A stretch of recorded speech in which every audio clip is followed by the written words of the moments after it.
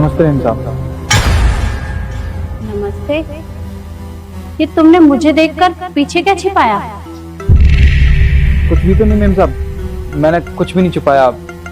वो बस मैं बैठा था यहाँ पे। देखो, झूठ बोलने की जरूरत नहीं है। मैंने देखा कि तुमने मुझे देखकर पीछे कुछ छिपाया है। दिखाओ मुझे। मेम साहब मैं सच बोल रहा हूँ, मैंने कुछ भी नहीं छुपाया, आप मेरा यकीन कीजिए। यकीन करो तुम्हारा? अरे तुम सिक्योरिटी गार्ड हो और तुम्हारा काम है यहाँ रखवाली करना। पर मुझे कुछ गड़बड़ लग रही है। तुम दिखाते हो या मैं कुछ करूं? मेम साहब भला मैं आपसे झूठ क्यों बोलूंगा, मैं सच कह रहा हूँ, मैंने कुछ भी नहीं छुपाया। तुम ऐसे नहीं मानोगे, मैं खुद ही देखती हूँ। मेम साहब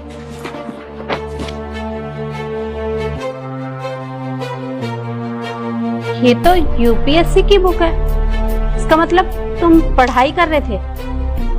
जी मेम साहब, ये मेरी ही बुक है और मैं पढ़ाई कर रहा था। जब भी मुझे फ्री टाइम मिलता है तो मैं पढ़ाई करता हूँ। अरे पर तुम्हें बुक छिपाने की क्या जरूरत थी? वो मेम साहब मेरी मजबूरी थी। वो क्या है कि जब भी मैं यहाँ पे पढ़ाई करता हूँ तो इस बिल्डिंग के कई लोग हैं जो मुझे नीचा दिखाते हैं, मुझसे कहते हैं कि तू गरीब आदमी है, तेरा पढ़ाई लिखाई पे कोई हक नहीं है। और मुझे कई बार उन्होंने ताने दिए, तो बस उनसे बचने के लिए मैं यहाँ पढ़ाई कर रहा था, वो भी छुप के। देखो, पढ़ाई करना अच्छी बात होती है और तुम लोगों की परवाह मत करो। लोगों का काम है बातें बनाना, वो तो बातें बनाते रहेंगे, तुम उनकी परवाह मत करो। पर एक बात पूछूं तुमसे? जी मेम साहब। तुम ये नौकरी के साथ साथ पढ़ाई कर रहे हो, कुछ समझ नहीं आया मुझे। मेम साहब ये नौकरी करना तो मेरी मजबूरी है। मेरे घर के हालात कुछ ठीक नहीं चल रहे, बाबूजी बीमार पड़े हैं। अब पहले तो वो नौकरी करके परिवार का पेट पाल लेते थे और मैं अपनी पढ़ाई पे ध्यान देता था, पर अब डॉक्टर ने कहा है कि उन्हें आराम करना होगा, नहीं तो उन्हें कुछ भी हो सकता है। अब घर का खर्चा तो चलाना होगा ना मेम साहब, तो इसलिए मैंने अपनी पढ़ाई बीच में छोड़ दी और यहाँ गार्ड की नौकरी कर रहा हूँ। पर हाँ, ये बुक से ना मैं कभी कभी घर पे पढ़ाई कर लेता हूँ। तो आज मैं ड्यूटी पे आया था तो बुक साथ में ले आया और यहाँ पढ़ाई करने लगा। पढ़ाई करना बहुत अच्छी बात है, पर तुम काम के साथ साथ पढ़ाई भी कर रहे हो, ये तो और भी अच्छी बात है। देखो, मेरी बेटी ने भी यूपीएससी की तैयारी की है।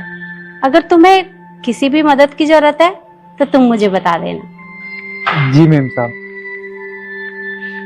ये लो, और मन लगाकर पढ़ाई करना, किसी से भी डरने की जरूरत नहीं है। जी मेम साहब, मैं मन लगा के पढ़ाई करूंगा। ठीक है।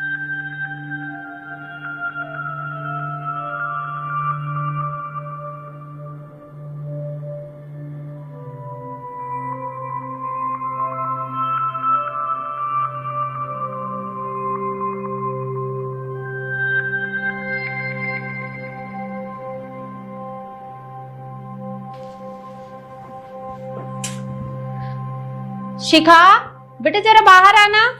अभी आई।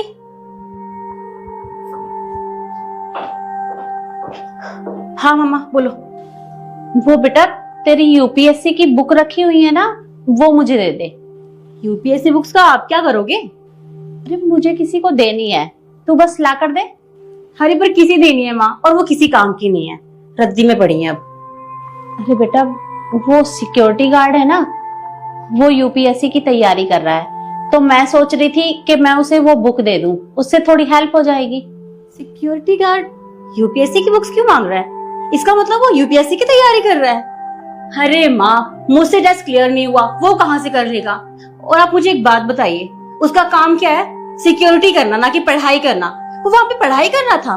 अगर सबको पता चल गया ना, उसे काम से निकाल देंगे, आपको पता है? हाँ बेटा, मुझे अच्छे से पता है, पर पढ़ाई पे तो सबका अधिकार होता है और वो अपना काम पूरी मेहनत और ईमानदारी के साथ करता है। पर अगर काम के साथ साथ वो पढ़ाई भी कर रहा है तो ये तो बहुत अच्छी बात है ना।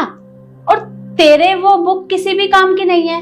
मैं चाहती हूँ कि मैं वो बुक उसे दे दूं, इससे उसकी हेल्प भी हो जाएगी और हमें थोड़ा पुण्य मिल जाएगा।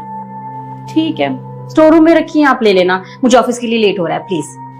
अरे तू एक बार मुझे अभी लाकर दे देना, कहाँ रखी है। अच्छा ठीक है, रुको।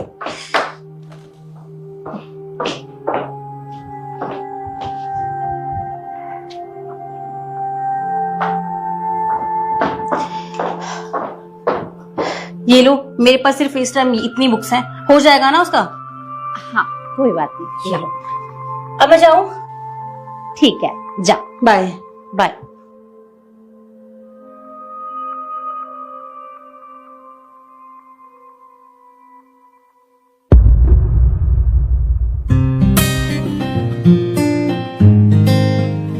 सुनो बेटा, जी मैम साहब। मैं तुम्हारे लिए कुछ बुक लेके आई हूँ, ये भी यूपीएससी की है। लो, ये बुक मेरी बेटी की है, उसने भी यूपीएससी की तैयारी की थी, तो इनसे तुम्हारी मदद हो जाएगी ना? साहब ये तो बिल्कुल नई किताबें हैं, इनसे तो मेरी बहुत मदद हो जाएगी। मैम साहब आपका बहुत बहुत शुक्रिया। आपको नहीं पता आपने मेरे ऊपर कितना बड़ा एहसान किया है। अरे नहीं बेटा, इसमें एहसान की कोई बात नहीं है। अब तुम काम के साथ पढ़ाई भी कर रहे हो, तो मैं तुम्हारी थोड़ी सी मदद तो कर ही सकती हूँ। जी मैम साहब। और हाँ बेटा, मैं चाहती हूँ कि तुम मन लगाकर पढ़ाई करो और अपने माँ बाप का नाम रोशन करो। आपको एक बात बताऊं मैम साहब, आज तक सब लोगों ने सिर्फ मुझे ताने दिए, मुझसे यही कहा कि तू गरीब आदमी है, तू कभी पढ़ लिख कर बड़ा आदमी नहीं बन सकता। और आप पहली ऐसी इंसान हो मैम साहब जिन्होंने एक किताब दे के मेरी मदद की है। मुझे समझ नहीं आ रहा मैं आपका ये एहसान कैसे चुकाऊंगा। अरे फिर एहसान की बात, ऐसी कोई बात नहीं है। अरे मैंने सिर्फ तुम्हारी थोड़ी सी मदद की है, मैं कौन होती हूँ तुम पर एहसान करने वाली। इसे बस भगवान की मर्जी समझो। और मैं आपसे वादा करता हूँ कि मैं पढ़ लिख कर ना बहुत बड़ा इंसान बनूंगा। ठीक है बेटा, खूब मेहनत करना। जी। अब मैं चलती हूँ।